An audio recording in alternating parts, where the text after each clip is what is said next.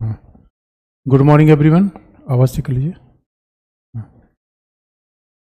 तो कल हमने आपको बताया था, देखो फिर थोड़ा सा ऑनलाइन क्लास इसलिए शिफ्ट करना पड़ा कि थोड़ा भी अच्छा ये सामने वाला ऑन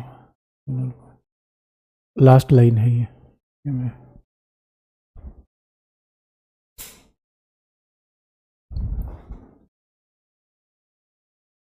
बच्चों थोड़ा सा आप जानते हो कि एमसीडी की प्रॉब्लम है, वो जल्दी रिजॉल्व हो जाएगी। अब कई बार ऐसी चैलेंजेस आ जाते हैं जो कि इसलिए अब फिर ऑफलाइन से भी ऑनलाइन हो गई, जल्दी ऑफलाइन हो जाएगी। तब तक बच्चों टाइम हम ना ख़राब करें, तो अपना पढ़ते रहें, फिर आगे चल के देख लेंगे। तो कल हमने आपको बताया था कि परिसीमन इन लोकसभा की संख्या किस तरीके से बदली और आज क्या चैलेंज है। तो कल हमने इसी बात बताया था कि डिलिमिटेशन ऑफ लोकसभा,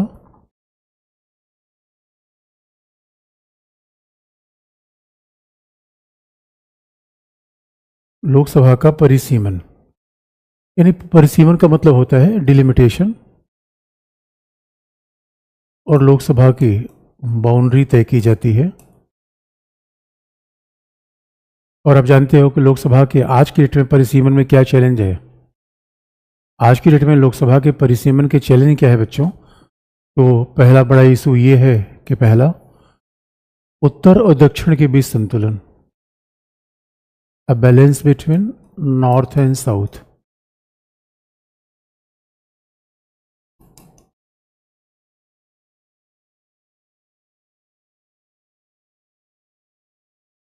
क्योंकि आपको ये ध्यान में रखना है कि balance between north and south.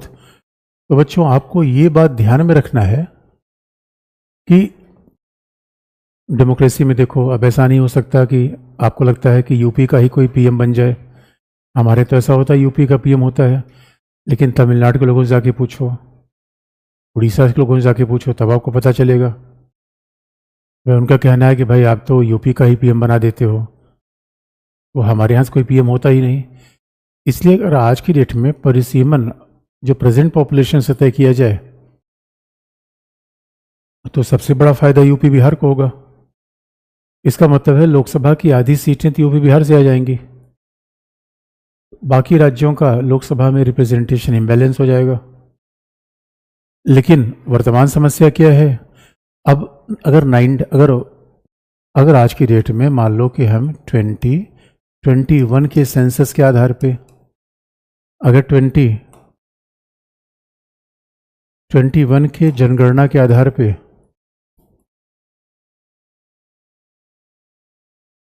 इस बात को मान लें, फिर तो उत्तर और दक्षिण के बीच में बड़ा इम्बैलेंस हो जाएगा। उत्तर की सीटें ज़्यादा हो जाएंगी, दक्षिण की सीट कम हो जाएगी, पहला चैलेंज। लेकिन अगर यही बात देखोगे, अगर लोकसभा की सीटें 1971 की जनगणना के आधार पर रहे,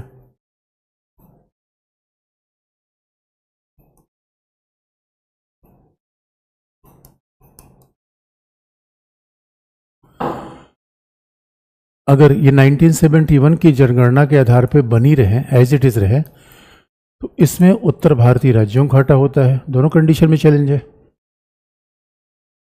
अगर हम 21 के सेंसस के बेस पे डिलिमिटेशन कर दें तो स्वाभाविक तौर पर प्रॉब्लम ये आती है कि उत्तर दक्षिण भारत के बीच बड़ा गैप होगा। इसका मतलब है कि जिन राज्यों ने जनसंख्या को बढ़ाया उनको हम रिवार्ड कर रहे हैं। और आगे आपको बता देंगे बच्चों, वित्त आयोग जब पैसे बांटता है, जब वित्त आयोग पैसे बांटता है उसमें भी 1971 का ही सेंसस लिया जाता है। जब वित्त आयोग केंद्रीय करों का डिवीजन करता है, जिसकी बात अनुच्छेद 280 में है, संघवाद में हम पढ़ते भी हैं, उसमें क्या हो जाता है कि फिर तो उत्तर भारत के राज्यों को उसमें भी ज़्यादा पैसा मिलता है, क्योंकि जो पैसे का डिवीज़न होता है वो जनसंख्या के आधार पर होता है। आपने देखा हो कर्नाटक के लोगों ने, अभी कर्नाटक के लोगों ने बड़ा मार्च कर दिया था। कर्नाटक के लोग इधर भाग के आए, कर्नाटक के लोगों ने कहा भाई ये क्या है, आपको पैसा भी ज़्यादा मिलेगा, लोकसभा में सीट भी ज़्यादा मिलेगी, ये हम बर्दाश्त नहीं करेंगे। तो बच्चों ये एक बड़ा चैलेंज हो जाता है। तो अब सवाल है कि 1971 के बेस पे रखा जाए तो नॉर्थ इंडिया को घाटा है, उत्तर भारत को घाटा है।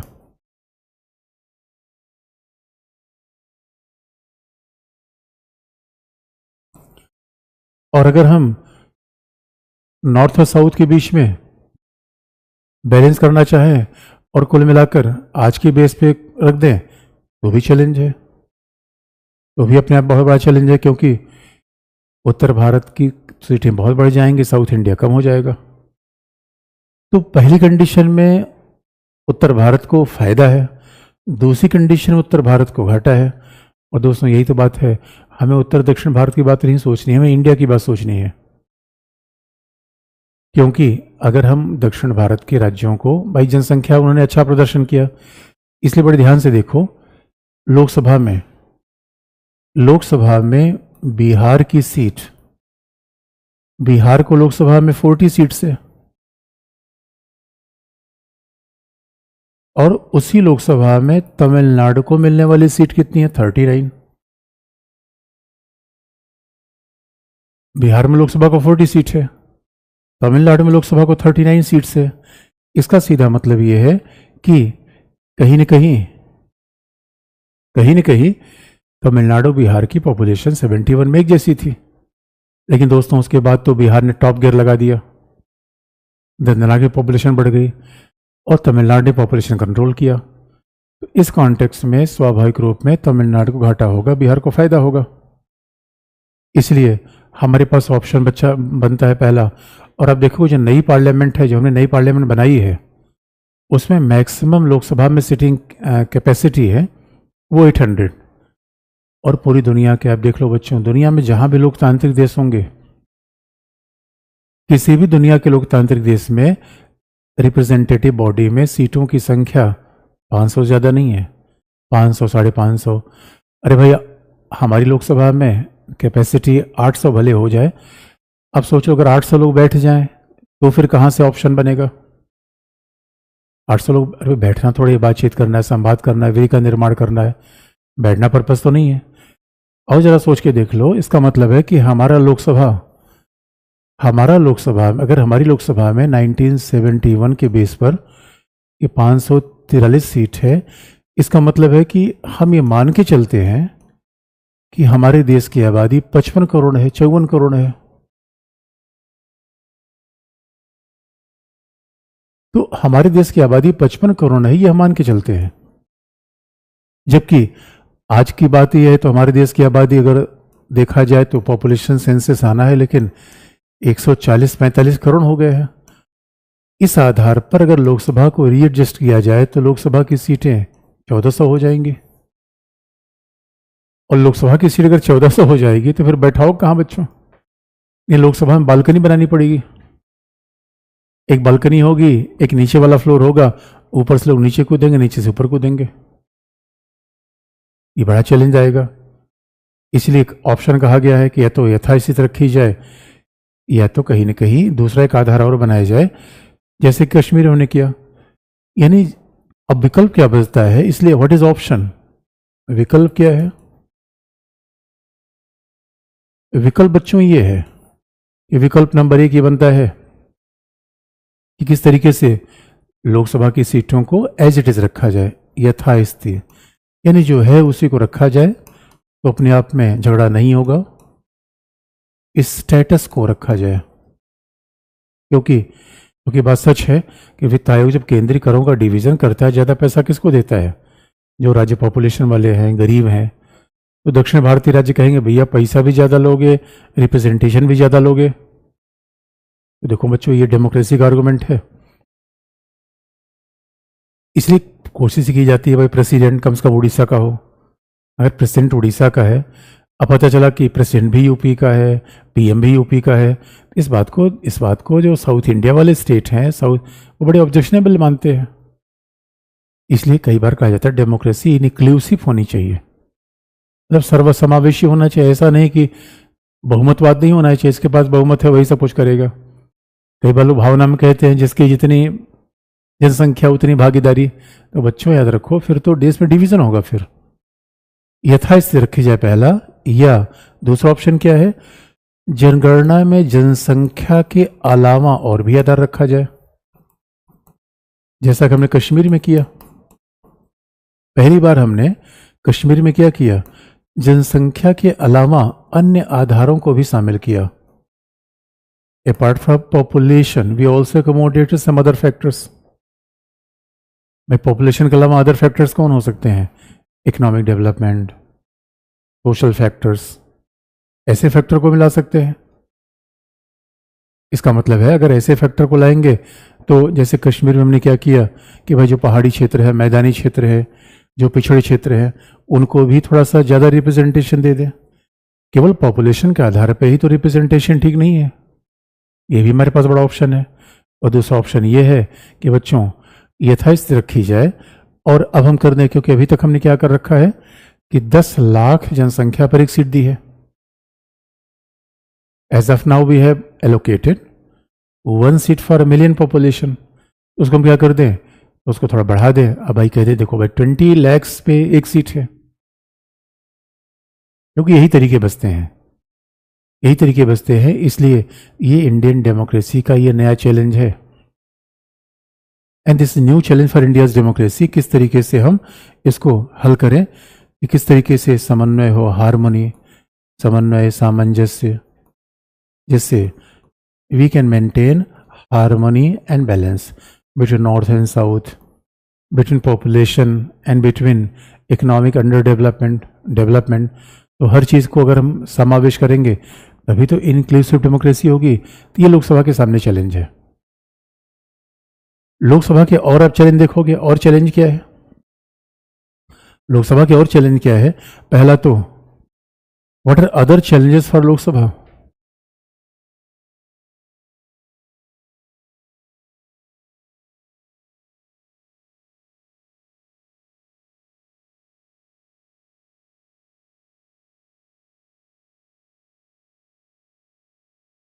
What are other challenges?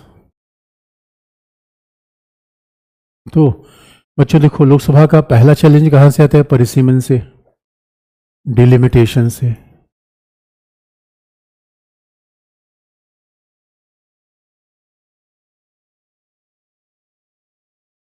दूसरा जो लोकसभा का चैलेंज आता है, और यदि आप कहोगे सर सारा चैलेंज ही है, नहीं तो बच्चों बड़ी अच्छी बात यह है कि now we are having 1/3 representation of women's in the Lok Sabha. अब तो महिलाओं का 1/3 रिप्रेजेंटेशन भी लोकसभा में दिया जा रहा है। ये बहुत बड़ी बात होती है। अगर महिलाओं का 1/3 रिप्रेजेंटेशन दे रहे हैं तो अपने आप में एक माइलस्टोन है, बहुत बड़ी बात है। इसलिए कहा भी जाता है कि हमारे पास कोई ना कोई ऑप्शन तो बनता ही है। दूसरी बात जो ध्यान में रखने की है कि क्रिमिनलाइजेशन, लोकसभा में अपराधियों का पहुंचना, अपराधीकरण, क्रिमिनलाइजेशन ऑफ पॉलिटिक्स।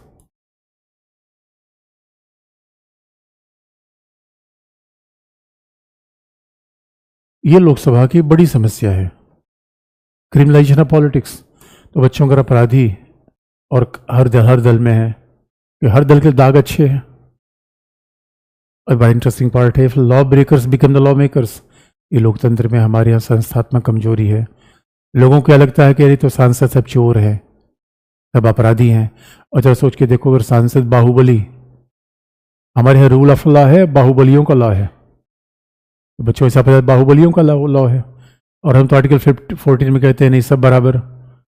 तो अगर बाहुबली पार्लियामेंट में जाएंगे तो लार्जर मैसेज ये जाता है कि भाई जो भी गुंडा, महुआली, डाकू होगा उसका भविष्य अच्छा है, और जो ईमानदारी से रहेगा, जो अशांति से रहेगा, वो तो बेचारे से पिटता रहेगा। इसलिए ऐसा कहा जाता है क्रिमिनलाइजेशन ऑफ पॉलिटिक्स को। लेकिन आपको being a young people, you are not suppose to be pessimist. तो कभी आपको निराशावादी नहीं होने की आवश्यकता है बच्चों। हमारे पास है, even at the end there is a light at the end of tunnel. कहीं ना कहीं तो प्रकाश की बात है। तो अपराधीकरण, इसीलिए देखो 2017 में सुप्रीम कोर्ट ने डिसीजन दिया कि फास्ट ट्रैक कोर्ट बनाया जाए। तो फास्ट ट्रैक कोर्ट बनाया जाए, और जितने भी अपराधी किस्म के, यानी जिन भी सांसदों, जिन भी विधायकों के ऊपर अपराध के मामले हैं, उनको हल करने के लिए ऐसा फास्ट ट्रैक कोर्ट होना चाहिए। और फास्ट ट्रैक कोर्ट, क्योंकि अब जानते हो बच्चों, हमारे जब तक कोई न्यायालय के द्वारा दोषी न सिद्ध किया जाए वो निर्दोष है। अब ये हमारा लॉ कहता है यदि केवल चार्ज लगा देने से, केवल जेल में बंद हो जाने से कोई व्यक्ति कन्विक्ट नहीं हो जाता। अब हमारे यहाँ कोर्ट ऐसा है, कोर्ट मामला सुनाते सुनाते 400 साल लगा देगा। तो जब तक कोर्ट नहीं कहेगा आदमी अपराधी, तो कोई भी सांसद है वो अपराधी नहीं रहेगा। इसलिए सुप्रीम कोर्ट ने कहा भाई फास्ट ट्रैक कोर्ट बनाओ। फास्ट ट्रैक कोर्ट क्या है बच्चों? डिस्ट्रिक्ट कोर्ट है। हमारे 3 प्रकार कोर्ट है, हाई कोर्ट है, डिस्ट्रिक्ट कोर्ट है, सुप्रीम कोर्ट है।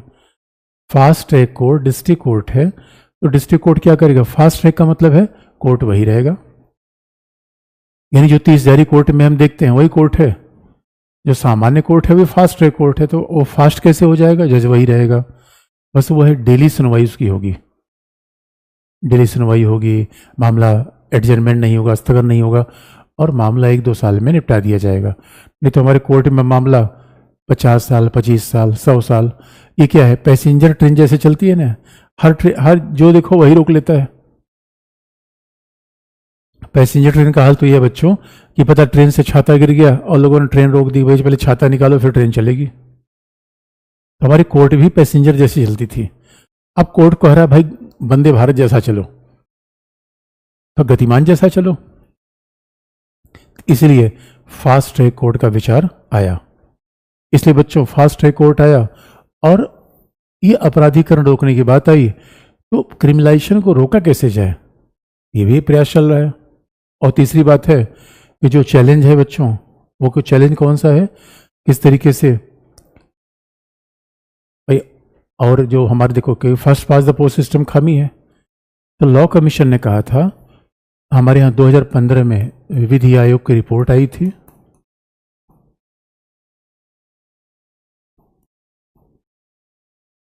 और विधि आयोग ने कहा था कि हमारे यहाँ कम से कम लोकसभा की आधी सीटों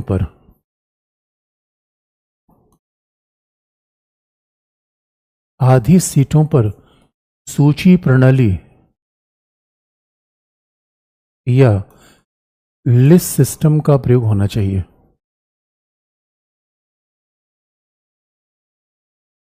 हमारे यहाँ लॉ कमीशन की रिपोर्ट आई थी, इसमें कहा गया था कि उसका आधी सीटों पर लिस्ट सिस्टम या सूची प्रणाली का प्रयोग होना चाहिए। अब ये लॉ कमीशन की रिपोर्ट है, लेकिन बच्चों में लॉ कमीशन रिपोर्ट लागू नहीं की गई, क्योंकि अल्पसंख्यकों का रिप्रेजेंटेशन यही बड़ा चैलेंज है बच्चों। देखो आजकल कहा जा रहा है अल्पसंख्यकों का, माइनॉरिटीज़ का रिप्रेजेंटेशन घट रहा है, तो लॉ कमीशन की रिपोर्ट जो थी वो कह रही कैसे हम माइनॉरिटीज़ के रिप्रेजेंटेशन को बढ़ाएं, क्योंकि दोस्तों 1/3 रिजर्वेशन से वीमेंस का रिजर्वेशन तो उन्हें बढ़ा दिया, महिलाओं का रिप्रेजेंटेशन बढ़ाना है, वैसे अल्पसंख्यकों का रिप्रेजेंटेशन होना चाहिए, क्योंकि लोकतंत्र में फिलॉसफी है सबका साथ सबका विकास। ये फिलॉसफी हमेशा में याद रखने की बात है। इसलिए चैलेंज है। तो अब आप कहोगे सर अगर आधी सीट पे सूची प्रणाली ला दिया जाए, लिस्ट सिस्टम ला दिया जाए, जो कल हमने शायद आपको बताई भी थी कि लिस्ट का मतलब पार्टी अपनी पर लिस्ट लेकर आएगी और पार्टी लिस्ट जारी कर देगी, जिस पार्टी को इतना परसेंटेज वोट मिलेगा वही वो ट्रांसफर हो जाएगा सीट में, तो सीट और वोट का परसेंटेज बराबर रहेगा। लेकिन इसमें एक प्रॉब्लम यह है कि इनस्टेबिलिटी चांसेस बहुत ज़्यादा बढ़ेंगे। और उन्होंने बताया था नेपाल अपना पड़ोसी नेपाल ज़्यादा ही डेमोक्रेटिक बन रहा था, और ऐसा हल्ला मचा रहे पूछो मत बच्चों, नेपाल तो बेचारा तंग है। इसीलिए कोई भी सिस्टम अपनाना इतना आसान नहीं है बच्चों। तो हम चैलेंजेस तो रहते ही हैं, लेकिन फिलहाल ये चैलेंजेस है, और सोल्यूशन की बात जब आपसे पूछी जाए इस सोल्यूशन की बात कर सकते हो। तो लोकसभा और इतने के बावजूद, और कभी भी एग्जाम में आपसे पूछा जाए चैलेंज क्या है, तो उसके पॉजिटिव साइड को भी लेकर आओ। अब ये नहीं केवल खामी बता दी। बच्चों है पता रखो, अरे युवा होने के नाते आपका ध्यान पॉजिटिविटी पे ज़्यादा जाना चाहिए, केवल खामी पे नहीं, क्योंकि ध्यान देने की बात है। अरे बच्चों जब हमारी पार्लियामेंट आज़ाद हुई थी, तब उस पार्लियामेंट में वकील, व्यवसायी, राजा महाराजाओं के लोग थे। आज आप देखोगे पार्लियामेंट में ज़्यादा संख्या किसकी है? ओबीसी, SC ST, किसान। आज गांव से संबंधित लोगों की संख्या पार्लियामेंट में बढ़ गई है, और यही तो सबसे बड़ा एग्जाम्पल है कि वी आर डेमोक्रेटाइजिंग आवर नेशन। हम क्या कर रहे हैं? हम भारत के हम लोकतांत्रिकरण कर रहे हैं। और यही इसलिए दोस्तों इंडिया में डेमोक्रेसी स्टेबल हो गई, क्योंकि जिन जिन लोगों ने अपनी हिस्सेदारी मांगी उसको हिस्सेदारी हमने दे दी। और हिस्सेदारी दी कैसे? वोट के माध्यम से। इसलिए बच्चों जरा सोच के देखो, इंडिया में कितना बड़ा चेंज आया, डेमोक्रेटिक चेंज। अब आज की डेट में ज़्यादातर जो मुख्यमंत्री हैं, आज की डेट में ज़्यादातर जो मंत्रिमंडल के लोग हैं, पिछड़ी जाति अनुसूचित जाति जनजाति से ज़्यादा है। देखो, डेमोक्रेसी एक ही बात कहती है, अगर जिसकी समाज में जनसंख्या ज़्यादा है उसका रिप्रेजेंटेशन बढ़ेगा। ये चैलेंजेस हैं, लेकिन आप याद रखना, कभी चैलेंज पूछ दिया जाए सकारात्मक बातें जरूर बताओ, केवल चैलेंज ही नहीं। अब बच्चों जरा हम आ जाएं, संसद के कार्य क्या है। संसद कार्य क्या है और उसी बात का जरा हम विस्तार कर लें। पहला, संसद का बहुत बड़ा काम होता है लॉ मेकिंग का। जो संसद का एक बहुत बड़ा काम है, सबसे महत्वपूर्ण काम क्या है? विधि का निर्माण। तो जरा देखो, अब हम आएंगे संसद के कार्य पर। अभी तो हमने संरचना देखी,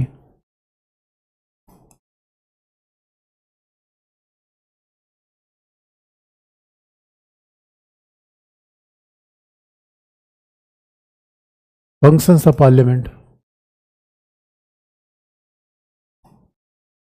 बच्चों देखो, होलिस्टिकली अगर देखा जाए तो हम बाद में देख लेंगे, सबसे पहले एक एक पार्ट करके देख लें कि संसद क्या करती है। लॉ मेकिंग करती है, और आप जानते हो हमारे विधि का शासन है, हर बात आपस में जुड़ी जाती है बच्चों। जैसे आगे पढ़ेंगे चीज़ें देख के करेंगे, कनेक्ट करेंगे। हमारे रूल ऑफ लॉ है, विधि का शासन है, और विधि के शासन का मतलब है कि हर व्यक्ति विधि के समक्ष समान है। अगर हमारे देश में विधि का शासन है, रूल ऑफ लॉ है, तो बच्चों ध्यान देने की बात यह है, अगर रूल ऑफ लॉ है, विधि का शासन है, तो ध्यान देने की बात यह है, इस विधि के शासन में संसद के 3 प्रकार के काम हैं। संसद विधि का भी निर्माण करती है, कार्यपालिका पर कंट्रोल भी करती है, प्रश्न भी उठाती है। यानी संसद काम को अगर देखा जाए और फिर एक एक करके बांटा जाए, तो पहले एक एक करके बांट के देख ले, फिर बाद में उसको जोड़ के देख लेंगे। और संसद का पहला काम है, सबसे इंपॉर्टेंट काम है, लॉ मेकिंग। लॉ मेकिंग का मतलब है दोस्तों विधि का निर्माण। तो संसद का जो सबसे महत्वपूर्ण कार्य है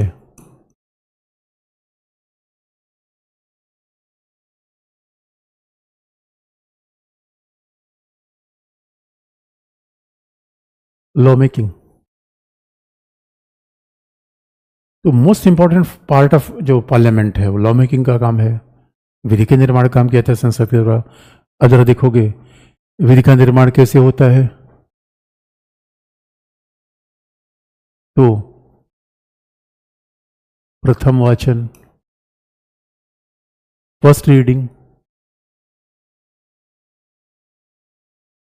यानी आपका पीटी एग्जामिनेशन, सेकेंड रीडिंग, द्वितीय वाचन,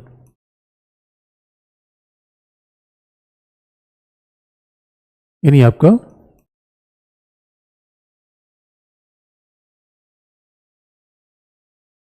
सेकेंड रीडिंग है। उसके बाद थर्ड रीडिंग, तीसरा वाचन,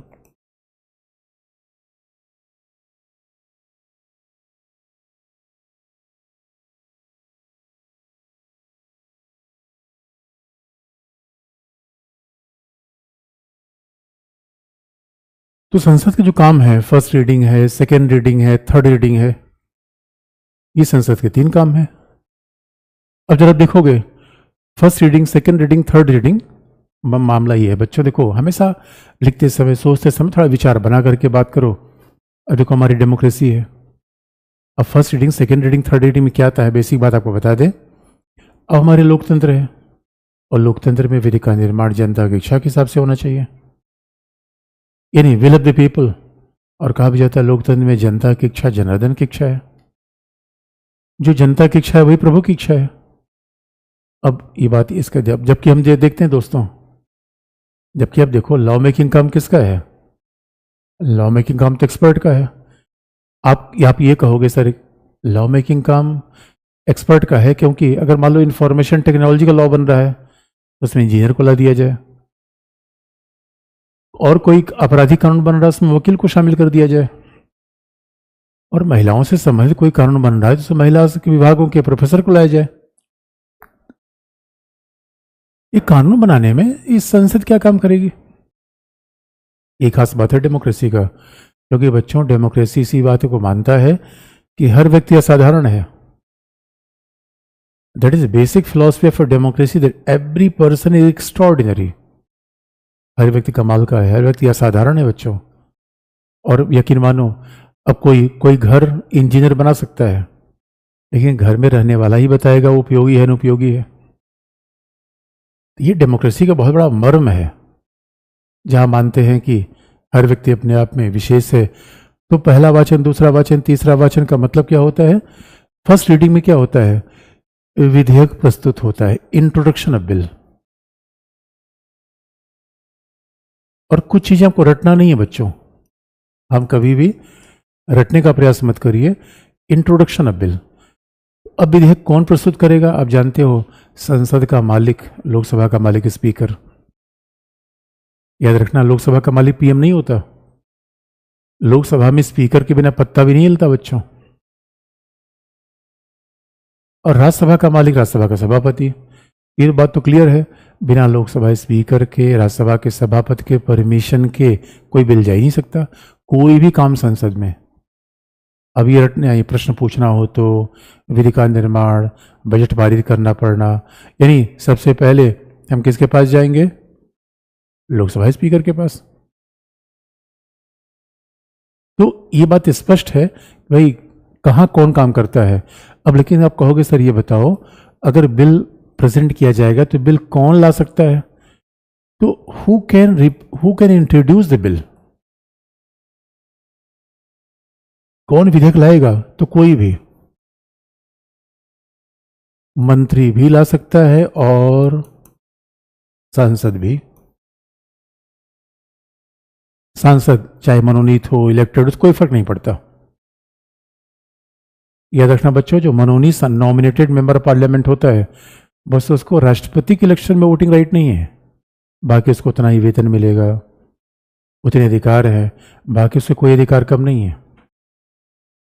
इसीलिए अब जब मंत्री विधेयक लाएगा, मिनिस्टर और सांसद चाहे सत्ता पक्ष हो विपक्ष हो, देखो पार्लियामेंट में ये नहीं होता कि बीजेपी का सांसद, समाजवादी पार्टी का सांसद। सांसद मतलब एवरी मेंबर ऑफ पार्लियामेंट, और सांसद का मतलब होता है राज्यसभा का मेंबर, लोकसभा दोनों का मेंबर। अच्छा, दोनों का मेंबर तो अलग अलग होते हैं बच्चों, कोई व्यक्ति एक ही साथ राज्यसभा लोकसभा में नहीं हो सकता। तो लोकसभा में कोई, और आप कहोगे सर बिल कहाँ पेश किया जाए? मंत्री अगर बिल पेश कर रहा है तो ये बिल क्या है? सरकारी बिल। और अगर सांसद बिल ला रहा है तो ये बिल है निजी बिल, प्राइवेट मेंबर बिल। अगर बिल स्वाभाविक रूप में बिल कौन ला रहा है? मंत्री। तो दोस्तों अब जरा थोड़ा इसको हम आगे बढ़ा दें।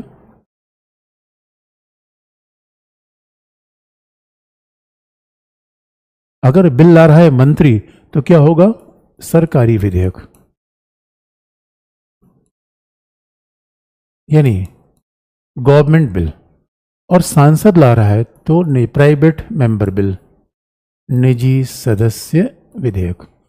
अब इसमें निजी सदस्य में कौन हो सकता है? जरूरी नहीं कि निजी सदस्य का मतलब हो कि वो बीजेपी का हो, कांग्रेस का हो, समाजवादी पार्टी का, उससे कोई फर्क नहीं पड़ता, बिल कोई भी ला सकता है। और मंत्री भी बिल ला सकता है, यानी चाहे वो हरदीप सिंह पुरी हो, चाहे वो अर्जुन राम मेघवाल हो, चाहे वो गृह मंत्री हो, चाहे प्रधानमंत्री ही हो, क्यों कोई ला सकता है बिल। और सवाल है कि लाएगा कौन? और आप ये पूछोगे सर ये बताओ, कोई एग्जाम्पल बताओ, तो आप देखोगे अभी निजी सदस्य विधेयक में कौन था? पिछले 17वीं लोकसभा में यूसीसी, यूनिफॉर्म सिविल कोड, समान नागरिक संहिता पर एक निजी विधेयक लाया गया।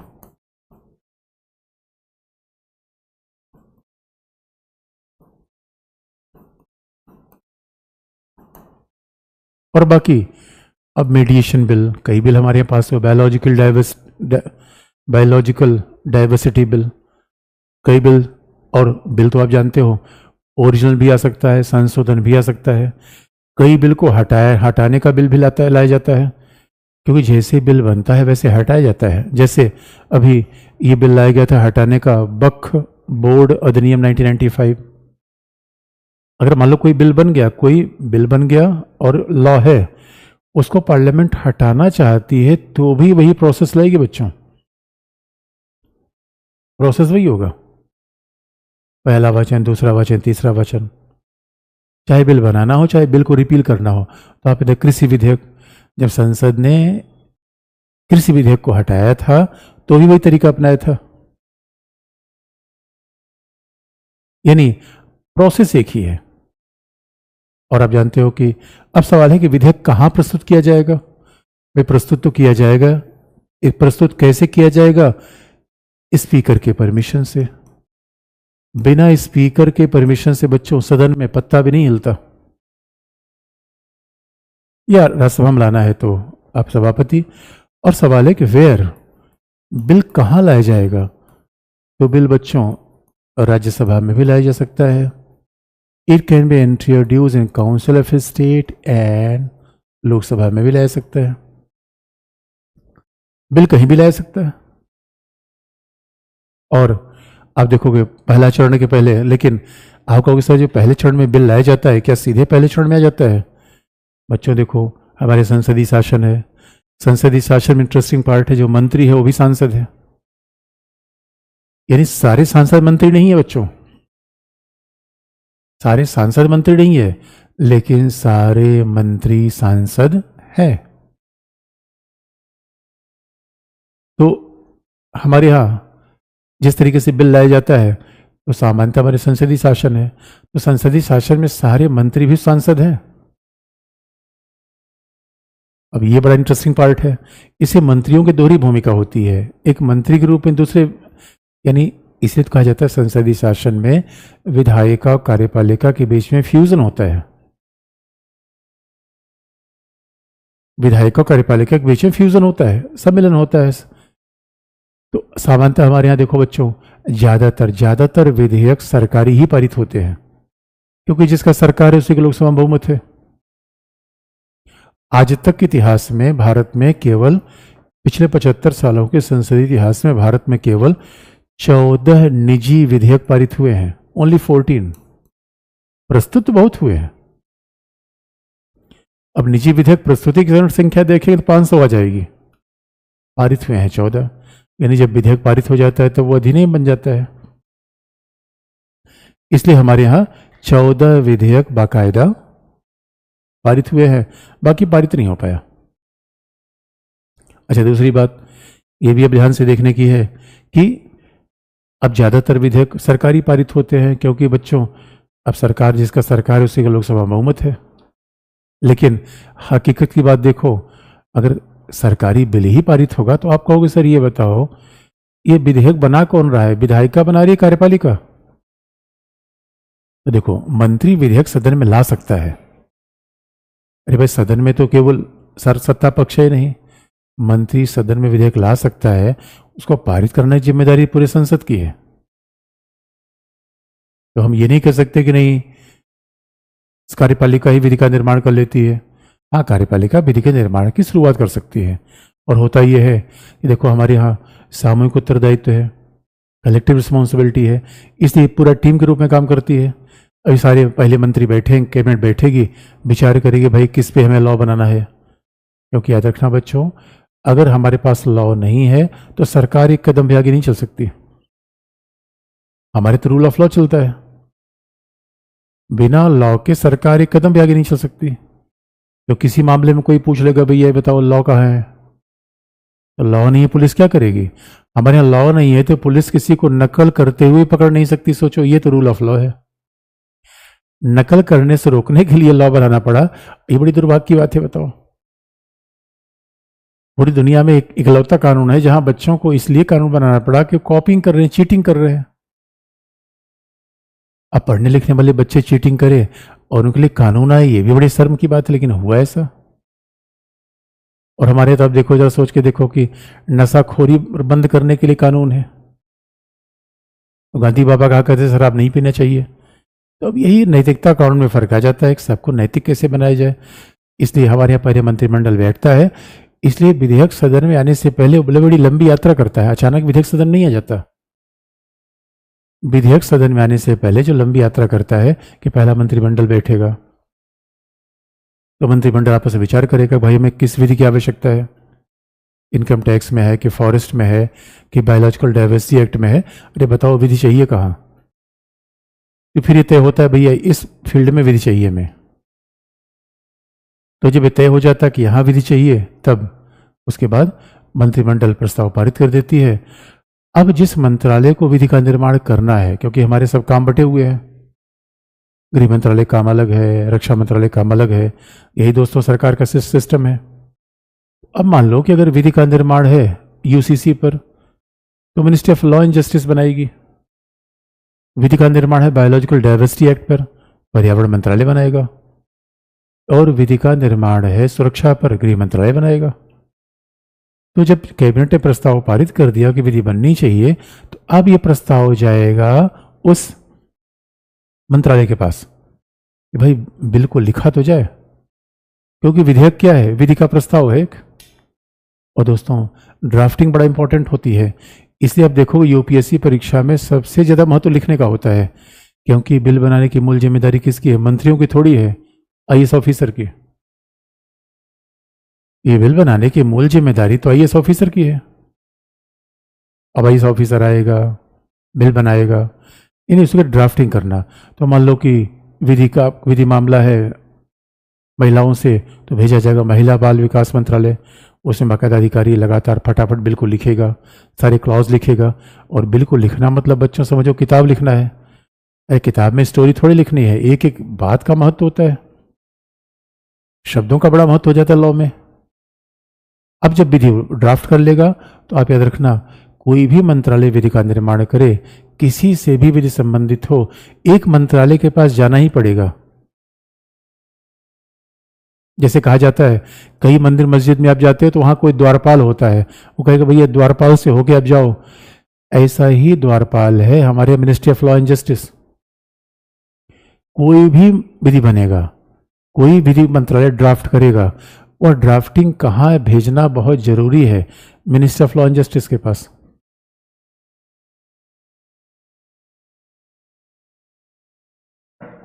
और ministry of law and justice क्यों विधि को देखेगा? आप पूछोगे सर ये बताओ, अगर किसी मंत्रालय ने विधि को ड्राफ्ट कर लिया तो ये द्वारपाल के पास जाना जरूरी है? अरे सीधा मंदिर में जाओ। तो द्वारपाल के पास जाना जरूरी इसलिए है कि ministry of law and justice ये देखेगा कि भाई, क्योंकि आप जानते हो हमारे यहाँ विधि का निर्माण हो गया, बाद में विधि बनी, उच्चतम न्यायालय में चुनौती दे दी गई, विधि रद्द हो गई। संसद ने इतना काम किया और बाद में पता चला कि 9 दिन चले अढ़ाई कोस और विधि रद्द हो गई, इसका क्या फायदा है? इसलिए हर विधि ministry of law and justice को दिखाई जाती है, और ministry of law and justice से तसल्ली से विचार करता है कि भाई जो अमुक विधि है उसको कभी न्यायालय में चुनौती तो नहीं दी जाएगी, रद्द तो नहीं किया जाएगा। और ministry of law and justice ने ग्रीन सिग्नल दे दिया कि भाई चलो इससे कोई प्रॉब्लम नहीं है, इसको न्यायपालिका में रद्द करना मुश्किल है, तो ministry of law and justice क्या करेगा, अब इस विधि को पुनः वापस कर देगा उस मंत्रालय को जिसने ड्राफ्ट किया था। अब भाई विधेयक तो प्रस्तुत करना है लोकसभा में, तो वो मंत्रालय संसदीय कार्य मंत्री को पकड़ेगा कि भैया बताओ आप कौन सा समय होगा, बुधवार मंगलवार, कौन सा दिन होगा जहां पर ये विधेयक मैं लाना चाहता हूं। संसदीय कार्य मंत्री पकड़ेगा स्पीकर को या राज्यसभा के सभापति को जहां विधेयक लाया जाना है, क्योंकि विधेयक किसी भी सदन में लाया जा सकता है। उसके बाद क्या होगा, उसके बाद संसदीय कार्य मंत्री स्पीकर को बुलाएगा, स्पीकर लोकसभा के प्रशासनिक अधिकारी को बुलाएगा या राज्यसभा के महासचिव को बुलाएगा। उसके पास पूरा रजिस्टर होता है, उसका पास टाइम टेबल होता है सदन का कि कौन सा दिन का प्रस्ताव आना है, कौन विधेयक कब आएगा, किस पे चर्चा कब होगी, ये सारा लेखा जोखा उस अधिकारी के पास होता है। तो वो अधिकारी जब बता देगा इस दिन को, यानी बुधवार को दोपहर में 2 बजे आप आइए और विधेयक को प्रस्तुत करिए। ये है विधेयक की वो जर्नी जो कि संसद में आने से पहले शुरू होती है। तो संसद का तरीका मैंने बता दिया। अब मान लीजिए कि पता चल गया कि भाई विधेयक प्रस्तुत होगा 10 अगस्त को, तो 10 अगस्त के पहले विधेयक की प्रिंटेड कॉपी सबको मिल जाती है। प्रिंटेड कॉपी क्यों मिलनी चाहिए? क्योंकि पढ़ के आए, सब पढ़ के तो आए हैं। और जब विधेयक को सदन में प्रस्तुत कर दिया जाता है, उसके बाद फिर विधेयक को गवर्नमेंट ऑफ इंडिया के गैजेट में प्रकाशित कर दिया जाता है। विधेयक गवर्नमेंट ऑफ इंडिया के भारतीय राजपत्र में प्रकाशित कर दिया जाएगा, गैजेट में प्रकाशित कर दिया जाएगा। अब उसके बाद क्या होगा कि वो विधेयक बन जाएगा सदन की प्रॉपर्टी। आप कहोगे सर ये बताओ कि विधेयक पर अगर प्रस्तुतिकरण किया तो क्या विधेयक को रोका भी जा सकता है? क्या प्रस्तुत होने से रोका जा सकता है? हाँ। अब देखो कभी क्या हुआ था कि एक निजी विधेयक था, वक्फ बोर्ड अधिनियम।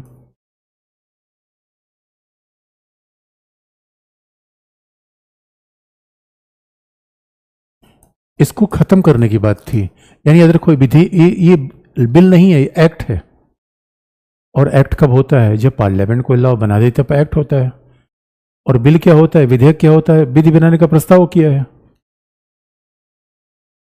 प्रस्ताव किया है तो विधेयक बन गया तो एक्ट।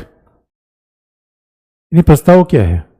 एक तरीके से दही है, और अधिनियम क्या है? छाछ है। बिगाड़ बिगाड़ के बन के हमने कुछ बना दिया उसका। इसलिए दोस्तों, वक्फ बोर्ड अधिनियम को समाप्त करने के लिए ये बाकायदा बिल लाया गया और इसका विरोध किया गया सदन में। आप कहोगे सर बिल सामान्यतः नहीं होता। देखो बच्चों, सामान्यतः जब कोई बिल लाया जाता है पहले वाचन में, पहले वाचन की बात कर रहा हूं भाई, पहले वाचन में न मतदान होता है न इसको रोका जाता है। लेकिन अगर कभी विवाद हुआ तो रोका जा सकता है। क्यों? क्योंकि बिल पर अगर कोई विवाद है कि संघ का है कि राज्य का है, या ये विवाद पॉलिटिकल तो नहीं है, तो कई बार ऐसे ऑब्जेक्शन होते हैं। और जब ऑब्जेक्शन हो जाएगा तो स्पीकर या सभापति संसद से पूछेगा कि हाँ भाई बताओ कितने लोग फेवर में हो कि बिल पेश किया जाए, कितने लोग अपोजिशन में हो, तो वोटिंग होगी और उसी के हिसाब से बाकायदा स्पीकर या सभापति के द्वारा यह निर्णय किया जाएगा। तब स्पीकर सभापति ये डिसीजन करता है। तो ये अपने आप में इंटरेस्टिंग है, पहला वाचन प्रथम वाचन। और पहला वाचन बड़ा सिंपल है, इसमें सामान्य चर्चा होती है। सामान्य चर्चा का मतलब है कि केवल जो सदस्य खड़ा होगा वो बता देगा कि विधेयक का पर्पज क्या है। विधेयक की प्रस्तावना, भाई हर विधेयक में प्रस्तावना तो लिखा जाता है बच्चों, वे विधेयक से हम क्या करना चाहते हैं, पर्पज क्या है, ये पहला चरण है। विधेयक का सबसे इंपॉर्टेंट चरण होता है सेकंड, द्वितीय वाचन। अब जरा हम देखें द्वितीय वाचन में क्या होता है बच्चों।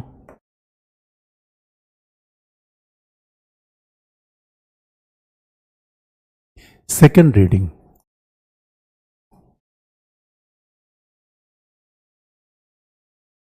जो सबसे महत्वपूर्ण चरण होता है विधेयक का, वो होता है द्वितीय वाचन। अब अच्छा, द्वितीय वाचन का मतलब क्या है? देखो कई स्टेज है। इसका पहला स्टेज है कमेटी स्टेज, संसदीय समिति का गठन।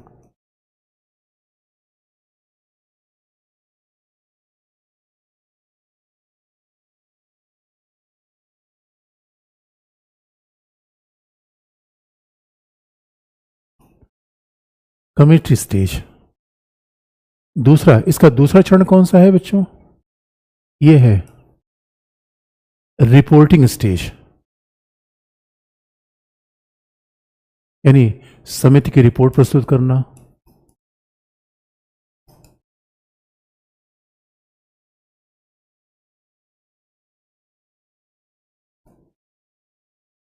इसे कहते हैं reporting stage.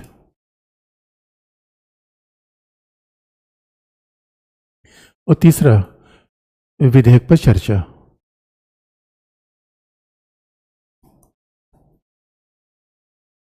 Stage of consideration,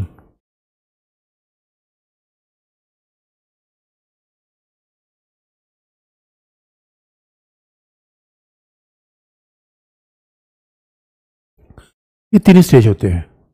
तो आप देखोगे द्वितीय वाचन में मेनली तीन स्टेज होते हैं। और तीन स्टेज का मतलब है कि इसमें पहला कमेटी स्टेज है कि संसदीय समिति को सौंप दिया जाए, दूसरा रिपोर्टिंग स्टेज है और तीसरा स्टेज ऑफ कंसिडरेशन चर्चा का स्टेज है, परिचर्चा स्टेज है। अगर तीनों की बात करें तो बच्चों बड़ा इंटरेस्टिंग पार्ट ये है कि जब हम कोई विधेयक बनाते हैं तो यही तो चर्चा है। इसलिए संसदीय समिति, अब कहोगे सर संसदीय समिति क्या है, संसदीय समिति क्यों बनाई जाए? तो बच्चों अब संसदीय समिति क्यों बनाई जाती है, क्योंकि याद रखो कई बार ऐसा होता नहीं, जब क्लास बड़ी हो जाती है तो उसमें चर्चा करने में कठिनाई होती है। अब पता चला 2 घंटे क्लास है, उसमें सारे बच्चे सवाल पूछना चाहते हैं तो फिर सारे बच्चों को परमिशन नहीं दे सकता, यानी ये बड़ी कठिनाई है। देखो संसदीय समिति की जरूरत क्यों पड़ती है, और संसदीय समिति है क्या? बच्चों संसदीय समितियां संसद के आंख और कान है। अब जरा सोच के देखो, अब ये तो बड़ा हमेशा महत्वपूर्ण विषय है कि आखिर में शरीर का सबसे महत्वपूर्ण भाग कौन है?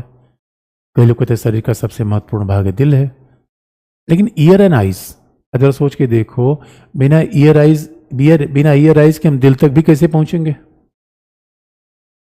इसलिए अब कोई पर्सन डीफ हो जाए, डम्ब हो जाए, और जो सही मायने में जो बहरा होता है वो गूंगा भी होता है, लिख ही नहीं पाता। इसलिए अगर आप याद रखो संसदीय समितियां हटा दी जाए तो संसद बहरी और गूंगी हो जाएगी। बहरा का मतलब है जो सुन न पाए, और गूंगा मतलब है जो बोल न पाए। तो मानव जरा सोच के देख लो, कोई व्यक्ति सुन न पाए, बोल न पाए तो क्या काम कर पाएगा? इसलिए कहा जाता है संसदीय समितियां हैं क्या, और संसदीय समिति गठन किया क्यों गया? तो अगर सेकेंड स्टेज की बात करना है तो देख तो लें कि आखिर में संसदीय समितियां क्या है।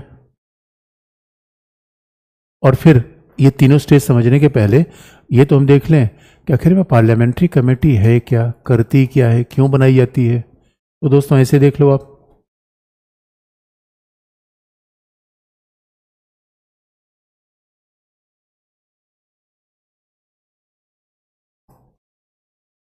पार्लियामेंट्री कमेटी क्या है?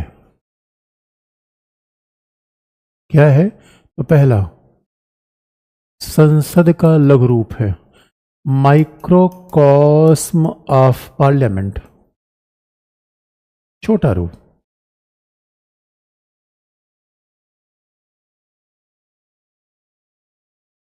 ये छोटा रूप का मतलब है संसद के हर दल का रिप्रेजेंटेशन, सदन के हर दल का रिप्रेजेंटेशन।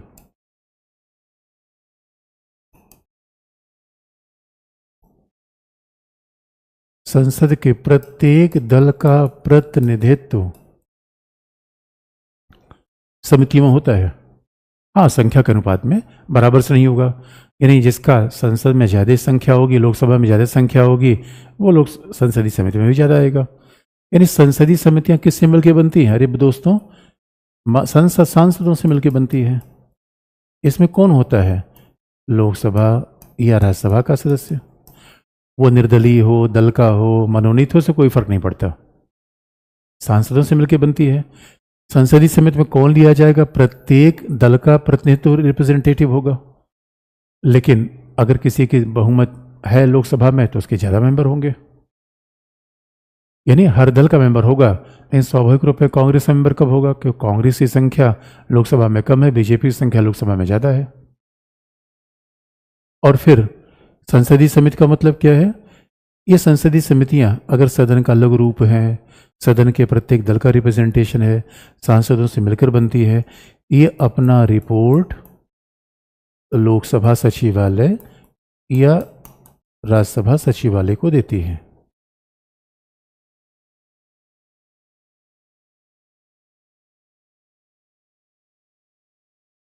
तो सवाल है फिर करती क्या है संसदीय समितियां? इसलिए देखोगे बिना संसदीय समिति के संसद चल ही नहीं पाती। करती क्या है संसदीय समितियां? संसदीय समितियां करती क्या है? अब जरा सच देखो, तो संसदीय समितियां क्या करती हैं बच्चों? पहला, सदन को विशेषज्ञता देती है, they are giving specialization to house. संसदीय समितियां क्या करती हैं? ये सदन को विशेषज्ञता देती हैं, सदन को स्थायित्व देती है, परमानेंसी देती है।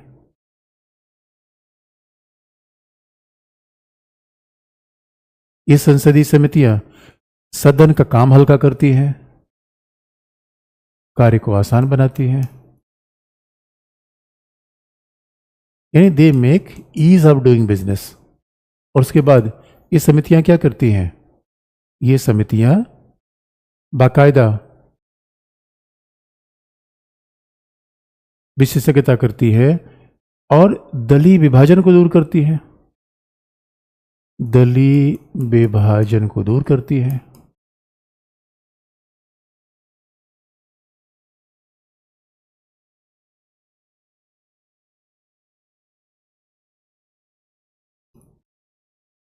कैसे करती हैं बच्चों, ये भी याद दिला दें कि संसदीय समितियां अब सदन को विशेषज्ञता कैसे देती हैं, यानी जरा सोच के देख लो, संसदीय समितियां कैसे सदन को हेल्प करती हैं, कैसे सदन को हेल्प करती है। इसका एग्जाम्पल अब देखो, तो संसदीय समितियां क्या करती हैं? सदन को क्या करती हैं? स्पेशलाइजेशन देती हैं। अगर संसदीय समितियां ना हो आपका वो कैसे स्पेशलाइजेशन? तो देखो, अगर मान लो किसी कोई विधेयक आया, अगर सोच के बाद देखो बच्चों, अब कोई विधेयक आया, अब किसी विधेयक पर विचार करना है तो संसद के पास टाइम ही नहीं है।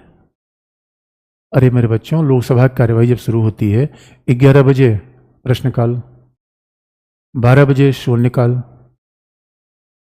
और 1 से 2 chole bhature call, lunch time 2 से 6, उसके बाद क्या होगा? 2 से 6 सामान्य काम। अब इतने छोटे समय में इन्हें कहाँ समय मिलेगा कि अब इसी 4 घंटे में और एक सदन में कम से कम 10-10 विधेयक आते हैं। यानी जब सदन का सत्र चलता है तो 3-4 घंटे के में सदन का सत्र होता है लगभग 1 महीने का। सैटरडे संडे छुट्टी होती है, उसमें जूता चप्पल चल गया तो वो और छुट्टी हो गई। अरे सदन क्लासरूम तो थोड़ी चलती है। इसलिए बच्चों, कुल मिला के जो सदन चल पाता है, अब मान लो 30 दिन की बैठक है तो 20 दिन चला और 20 दिन में 10 विधेयक है। एक विधेयक पर सदन 2 घंटे से ज़्यादा नहीं दे पाएगी। और विधेयक आप समझ रहे हो, विधेयक का मतलब होता है छोटी मोटी किताब। कभी गूगल जाके देखना, जो संसद ने लॉ पारित कर दिया है उसके जरा प्रोविजन अब देखना, क्लॉज क्लॉज क्लॉज, तब आपको लगेगा यार ये तो इतना भारी भरकम तो विधेयक है। इसलिए एक विधेयक का मतलब एक छोटी मोटी किताब होती है। अब एक किताब को 2 घंटे में कैसे पढ़ जाओगे भैया? और किताब तो स्टोरी वाली है नहीं, कोई हैरी पॉटर वाली किताब तो है नहीं, अरे लॉ किताब है। अब एक ही जहां शब्दों का महत्व है, फुल स्टॉप कॉमा का महत्व है, इसीलिए मेरे बच्चों ये दलीय विभाजन को दूर करती हैं, कार्य को आसान बनाती हैं। ये क्या करती हैं? संसदीय समितियां क्या करेंगी? अब कोई सांसद है जो उस विषय का विशेषज्ञ है, जो इस विषय का विशेषज्ञ है, तो उसको बुला सकती है। और मेरे बच्चों, और संसदीय समितियां दौरा करती है, संसदीय समितियां दौरा करती रहती हैं। यानी अगर कोई मान लो कि कोई विधेयक देखना है, स्विट्जरलैंड जाएंगी, यानी सांसद बकायदे जाते हैं और उसके साथ अधिकारी भी खूब मौजा करते हैं बच्चों। इसलिए आपको क्या लगता है, संसदीय समितियों के बहाने हमारे सांसद पूरी दुनिया घूम लेते हैं। और सरकार का जहाज होता है, होटल फ्री में होता है। अब मान लो कोई कृषि विधेयक पे कोई समिति देखनी है तो स्विट्जरलैंड संसदीय समिति जाएगी। कृषि विधेयक पे बातचीत करनी है तो कृषि वैज्ञानिक को बुला लेगी। और क्योंकि संसदीय समितियों को कोई टाइम बाउंड तो है नहीं, कोई टाइम बाउंड तो नहीं है कि भाई इसी 10 दिन में विधेयक को पारित कर देना है, विधेयक की पारित कर देना है। इसलिए मेरे बच्चों, ये आराम से काम करती है, ये आराम से काम करती है, रिपोर्ट बाकायदा बनाएंगी। और इसीलिए संसदीय समिति क्या करती है बाकायदा, भाई अब देखो दिक्कत क्या है पार्लियामेंट में। पार्लियामेंट में कई बार दिक्कत ऐसी होती है कि अब हर आदमी बोल रहा है, और पार्लियामेंट में जानते हो पार्टी सब होती है। अब विपक्ष को हर बात पे आलोचना करनी है सरकारी को, सरकार की आलोचना करेगा ही करेगा। अब राहुल भैया सरकार के खिलाफ ना बोले, ऐसा हो ही नहीं सकता। भाई राहुल भैया सरकार के खिलाफ नहीं बोलेंगे तो कौन को वोट देगा? लेकिन संसदीय समिति में सब लोग संसदीय समिति के मेंबर हो जाते हैं। और आजकल आप याद रखो, अब क्योंकि संसद की समिति का संसदीय कार्य का लाइव टेलीकास्ट होते हैं, संसदीय समितियां गोपनीय रूप में काम करती हैं। संसदीय समितियां बड़े ही गोपनीय तरीके से काम करती हैं, इसलिए बड़े प्रभावी तौर पर काम करती हैं और ये हमेशा साल भर काम करती रहती हैं। इसलिए विधेयक पर बाकायदा विचार करती हैं और संसदीय समिति न हो तो विधेयक पे बात ही ना हो पाए। लेकिन किसी विधेयक पर विचार करने के लिए संसदीय समिति कौन सी हो सकती है? किसी विधेयक पर विचार करने के लिए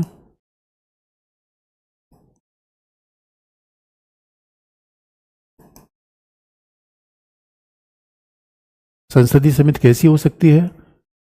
प्रवर समिति, सेलेक्ट कमेटी।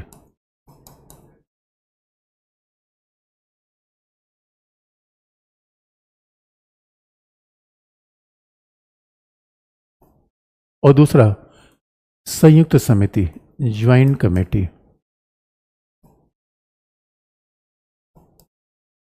यानी किसी विधेयक पर विचार करने के लिए दो प्रकार की कमेटी बन सकती है। पहला प्रवर समिति, सिलेक्ट कमेटी, दूसरा ज्वाइंट कमेटी। और बच्चों,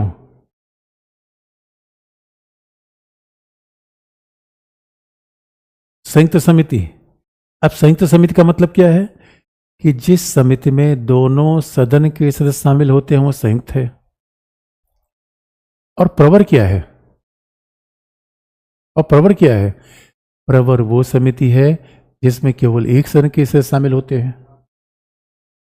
एक सदन का मतलब होता है अगर ये समिति लोकसभा में है तो केवल लोकसभा के मेंबर शामिल होंगे, सिलेक्ट। और ये समिति अगर दोनों के बनती थे, दोनों समिति के सदस्य शामिल होंगे। आप कहेंगे सर ये कौन सी बात है? कभी सेलेक्ट,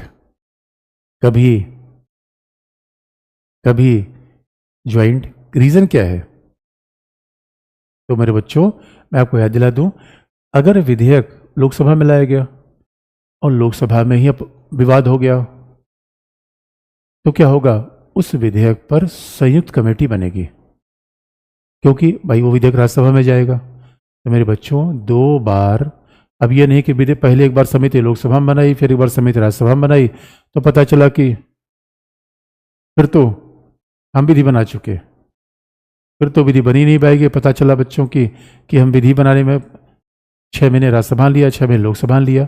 इसका मतलब है कि जब विधेयक में लोकसभा में ही प्रॉब्लम आ गई तब क्या होगा? तब संयुक्त समिति बनेगी। लेकिन लोकसभा ने विधेयक पारित कर दिया और विधेयक कहाँ चला गया? राज्यसभा में। तो दूसरे समिति में भाई लोकसभा ने प्रॉब्लम की नहीं, आपत्ति केवल राज्यसभा को है। उस कंडीशन में संसदीय समिति केवल एक सदस्यों से मिलकर बनेगी। उसमें संसदीय समिति केवल एक सदस्यों से मिलकर बनेगी। इसलिए याद रखना बच्चों, प्रवर समिति बन सकती है, संयुक्त भी बन सकती है। और समिति बनेगी, अपनी रिपोर्ट तैयार करेगी, रिपोर्ट देगी, उसे विचार होगा। अब सवाल है, एक और ऑप्शन हमारे पास हो सकता है। इसलिए आप देखोगे कि जब कहा जाता है कि द्वितीय चरण का काम बड़ा महत्वपूर्ण होता है। इसलिए द्वितीय चरण में क्या होता है? संसदीय समिति का गठन। अब संसदीय समिति रिपोर्ट करेगी। अच्छा, इस बीच एक और काम कर सकते हैं। संसदीय समिति रिपोर्ट करे तब तक हम क्या करेंगे? विधेयक को जनता की राय जानने के लिए आगे भेज दिया जाए। यह भी तुम कर सकते हैं कि विधेयक को जनता की राय जानने के लिए भेज दिया जाए और जब तक संसदीय समिति अपना रिपोर्ट देगी तब तक तो बाकायदा विधेयक पे हम बातचीत कर लेंगे। तो ये भी ऑप्शन होता है, लेकिन ये सारे ऑप्शन स्पीकर के पास हैं।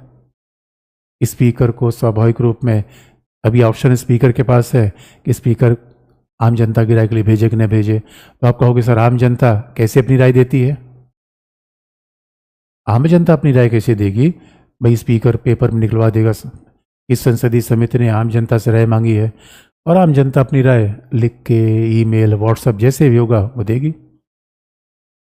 और जब आम जनता की राय मिल जाती है और जब संसदीय समिति की रिपोर्ट मिल जाती है तब उस पर व्यापक बहस शुरू होती है। और वो बहस कैसे होती है? कैसे उस पर चर्चा होती है, तब उसके बाद एज ऑफ कंसिडरेशन आता है। और बहस कैसे होती है, चर्चा कैसे होती है, इस पर आने से पहले बच्चों ये हम कल विचार करेंगे।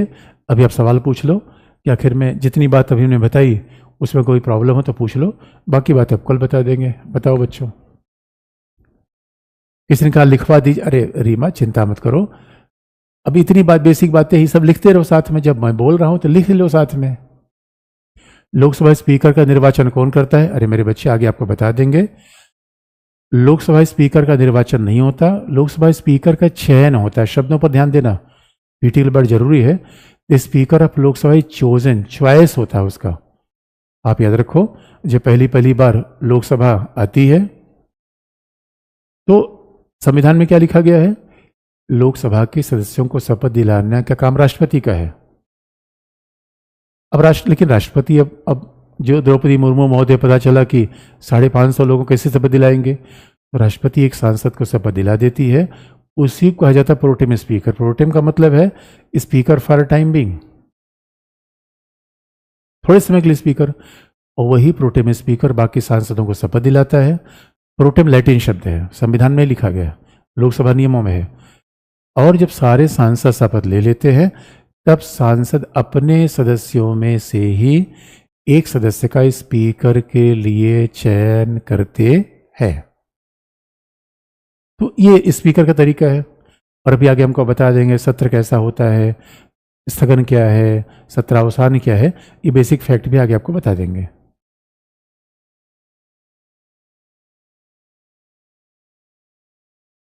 किसी बच्चे ने पूछा है सत्ता की साझेदारी लोकतंत्र के लाभकारी कैसे है?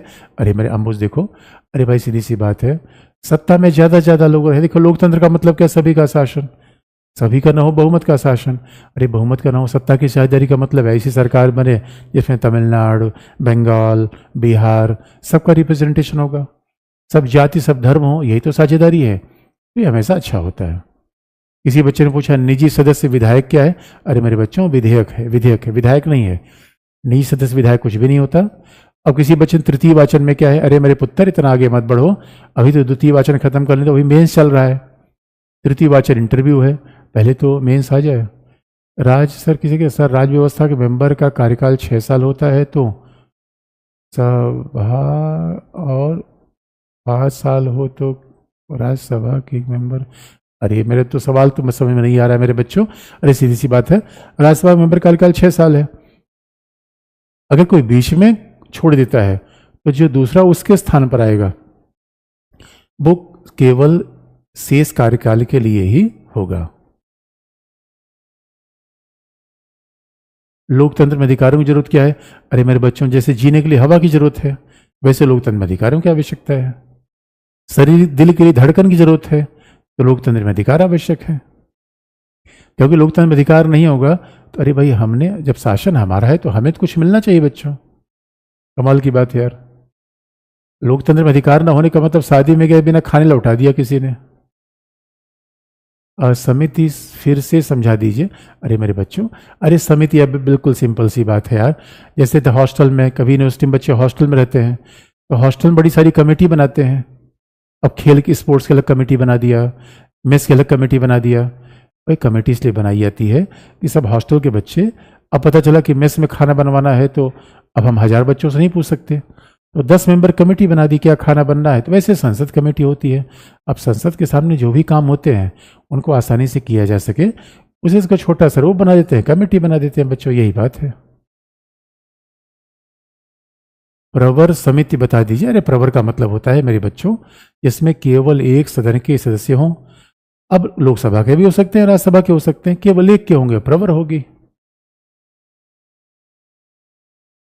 किसी बच्चे ने पूछा है पर ये क्या है यार? प्रस्तुतिकरण के अंतर्गत सरकारी विधेयक और गैर सरकारी विधेयक किसी के। अरे मेरे बच्चों, अरे प्रस्तुतिकरण का मतलब विधेयक को सदन में लाना। प्रस्तुतिकरण क्या है? अरे विधेयक का सदन के अंदर आना, कुंडी खोल देना। सदन कुंडी खुल गई, विधेयक अंदर आ गया। यानी जैसे आप घर में प्रवेश करते हैं और वैसे विधेयक संसद में आ जाता है, यही है प्रस्तुतिकरण। इसने स्टेट पीसेस में पॉलिटी में डिफरेंस। अरे मेरे बच्चों, पहले पढ़ लो अच्छे से, क्या है स्टेट पीसेस, क्या पहले पढ़ तो लो, अपने आप सब क्वेश्चन आपको बता देंगे। संसदीय समिति के कार्य क्या है, तो ये आप देखो संसदीय समिति के कार्य के सामने लिखा हुआ है। संसदीय समिति का काम क्या है? सदन काम को आसान बनाना, सदन को सहायता देना। ये संसदीय समिति क्या है? जैसे किसी बूढ़े आदमी के लिए व्हील चेयर की आवश्यकता होती है बच्चों, जैसे किसी बूढ़े आदमी के लिए व्हील चेयर की आवश्यकता होती है, वैसे संसदीय समिति क्या करती है? सदन के काम को आसान बना देती है। संसदीय समिति सदन के काम को स्थायी देती है, आपके सामने लिखा भी है। इसलिए मेरे बच्चों, जब क्लास करते समय चोंच मचोच मिलाते रहोगे, बातचीत करते रहोगे, तो मेरी बात कैसे सुनाई देगी? और इस क्लास में कई बच्चे ऐसे हैं जो रवांडा बुरुंडी होने की तरफ बढ़ रहे हैं। मेरे बच्चों में क्या कर सकता हूं? किसी बच्चे ने कहा संसदीय समिति समझा दो, तो अब किसी बच्चे को पता, अरे मेरे बच्चों पहले पढ़ लो, मैं कहाँ से पढ़ाई किया हूँ, मेरी शादी हुई है कि नहीं शादी हुई है, मेरा कितने बच्चे हैं, ये जानकर क्या करोगे? अब यही मेरे बच्चों का बावरापन है। अब पढ़ो लिखो यार, तुम लोग आगे बढ़ो। अब बताओ, अब हमसे पढ़ के भी अगर नहीं आगे बढ़ पाए तो मेरी भी तो बदनामी होगी बच्चों। लोग कहेंगे किससे पढ़े हो?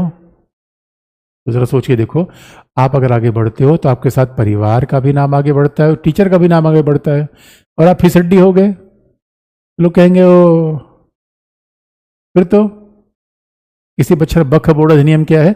अरे निकिता, बख बोर्ड अधिनियम बहुत चिंता की बात नहीं है। ये मुस्लिम जो प्रॉपर्टी को कंट्रोल करने के लिए अधिनियम बनाया गया था, उसी को वक्फ बोर्ड अधिनियम कहते हैं। अब किसी बच्चे क्या रिजर्वेशन को दूर करना सही है? अरे ऐसी बावरेपन की बात मत करो मेरे बच्चों, ये सब बातें मैं बता चुका हूँ। रिजर्वेशन दूर क्यों करोगे भाई? अरे गरीब का कल्याण, अब तुम कहोगे हम संविधान से कल्याणकारी राज्य दूर कर दें। और किसी बच्चे ने कहा है कि समिति का अध्यक्ष कौन होता है? अरे भाई, समिति का अध्यक्ष कौन होता है ये बाकायदा निर्धारित होता है, सदस्य तय करते हैं और स्पीकर उसको मनोनीत करता है। महुआ मोइत्रा केस क्या है? हाँ, महुआ मोइत्रा केस अभी बताना बाकी है मेरे बच्चों। महुआ मोइत्रा कैसे बाहर है, इसका केस बताना है आपको भी। किसी बच्चे ने पूछा परिसीमन क्या है? परिसीमन का मतलब मेरे बच्चे, जिस लोकसभा क्षेत्र में तुम हो उस लोकसभा क्षेत्र की बाउंड्री क्या है, यही है परिसीमन है। क्या एक नेता और परिवार के लोग सारे फैसले करते हैं? अरे बच्चे धीरे धीरे, अब देखो किसी बच्चे को आर्टिकल कैसे याद करें? आर्टिकल याद मत करो, उसके पीछे कहानी याद करो, चीज़ों को स्टोरी जैसा समझो, अपने आप याद हो जाएगा। तो पहले पढ़ना सीखो अच्छे से, विचार, आर्टिकल पहले मत जाओ, पहले विचार रखो, आइडिया रखो, अपने आप समझ जाओगी। स्पीकर कौन चुनता है? अरे मेरे बच्चों, सांसद, सदन के सदस्य स्पीकर को चुनते हैं। आजकल तो नेता का बेटा ही नेता बनता, कैसा? अरे ऐसा नहीं अल्ताफ, ऐसी चिंता मत करो यार, बहुत सारे लोग हैं जो नेता के बेटे नहीं हैं। दो चार लोग हैं बन गए, लेकिन तब भी जनता ही चुन रही बच्चों। अब ऐसा नहीं नेता के बेटा खुद चुनाव जनता ही। अब किसी बच्चे ने कहा निजी विधेयक क्या है? अरे मेरे बच्चों, ऐसा सांसद जो मंत्री नहीं है वो विधेयक लेकर आए तो निजी विधेयक है। पीएम और सीजीआई में कौन सीनियर है? अरे मेरे बच्चों, पीएम सीनियर है। जल्दी ऑफलाइन क्लास हो जाएगी, बस अब तुम लोग आपस में यही बातचीत करते रहते हैं मेरे बच्चों, इसलिए ऑफलाइन क्लास में आओगे, मैं नाम देख देख के जो आपस में बातचीत करेंगे उनको नाम देख देख के मैं कुटाई करूंगा खोपचे में लेके। हाँ, आंसर राइटिंग में करवा दूंगा। अरे भाई पहले, अरे संसद एक टॉपिक खत्म तो हो जाने दो मेरे बच्चों। ये क्या लिखा है? क्या लिखा ऊपर लिखा है क्या? एक राष्ट्र को ऑफलाइन, ऑफलाइन क्लास जल्दी शुरू हो जाएगी। महुआ मोइत्रा केस भी बता देंगे बच्चों। सर स्पीकर उपराष्ट्रपति कैसे कैसे संचालन करते हैं सदन का? अभी स्पीकर पर आएंगे और आएंगे, अभी तो आगे बढ़ने दो, सब आएंगे मेरे। यदि आपको एक राष्ट्र के लिए नया संविधान बनाए, उसके लिए क्या नए उपाय करोगे? अरे मेरे दोस्तों, हमारा संविधान बेस्ट है, उसमें कुछ कुछ नई चीज़ें हो सकती है कि मान लो अधिकार थोड़ा मैं बढ़ा दूंगा, कल्याणकारी राज्य का प्रावधान थोड़ा कर दूंगा, एक साथ एक चुनाव की बात कर दूंगा। यानी इसको इस उत्तर कैसे लिखोगे? जो वेंकटचलैया कमीशन और जो वेंकटचलैया कमीशन रिकमेंडेशन दिया है, स्पीकर का पद थोड़ा निष्पक्ष हो जाएगा। लेकिन सबसे बड़ी बात है बच्चों, संविधान बनाना ही नहीं, आम जनता के विचार को भी ठीक करना। किसी वजह हमको विधायक बनना, अरे पढ़ लो, विधायक बनोगे तो ही पढ़ाई काम आएगी। देखो राहुल भैया ने अच्छी से पढ़ाई नहीं की है, वो अच्छे से बोल नहीं पाते। इसलिए पहला जो काम कर रहे हो वो मन से करो, उसके बाद जो काम करना बाद में देखना। मेरे बच्चों, या तो कोई काम करो मत, या करो तो बिल्कुल दिल लगा कर करो। सरकार मुख्य निर्वाचन तो नहीं हटा सकती, हाँ नहीं हटा सकती, कारण आप बताएंगे आगे आपको। ठीक है बच्चों, आज लगता है इतना ही है। तो अरे खोपचा का मतलब पूछना मत, मेरे पास आना, मैं बताऊंगा। ठीक है बच्चों, फिर आज के लिए इतना ही। किसी रविंद्र सिंह भाटी राजस्थान के सबसे कम उम्र के विधायक है। अच्छा, मुझे नहीं पता था यार सबसे कम उम्र के विधायक है, तुमने अच्छी बात बता दी मुझे। ऐसा नहीं कि मैं एग्जाम्पल, अब तुम्हारा एग्जाम्पल मैं दूंगा। अरे मैंने कितनी बार बुक बताई है यार, मेरी बुक है, पढ़ लेना। लेकिन बच्चे शरारत करते हैं, किसी का वित्त विधेयक क्या है, अरे सब बता देंगे प्रभु, आने तो आगे तो आने दो। इनका बिल एक्ट लॉ में क्या अंतर है? अरे बिल मतलब है लॉ का, जो एक्ट है वो बच्चा है, जो बिल है वो बच्चा है, एक्ट है वो प्रौढ़ है। यानी बिल का ही जब ट्रांसफॉर्म हो जाता है, पूरा मोटा ताजा बन जाता है, राष्ट्रपति उस पर साइन कर देता है, तब बिल क्या बन जाता है? एक्ट। और उसी एक्ट को कहते हैं लॉ। ठीक है बच्चों।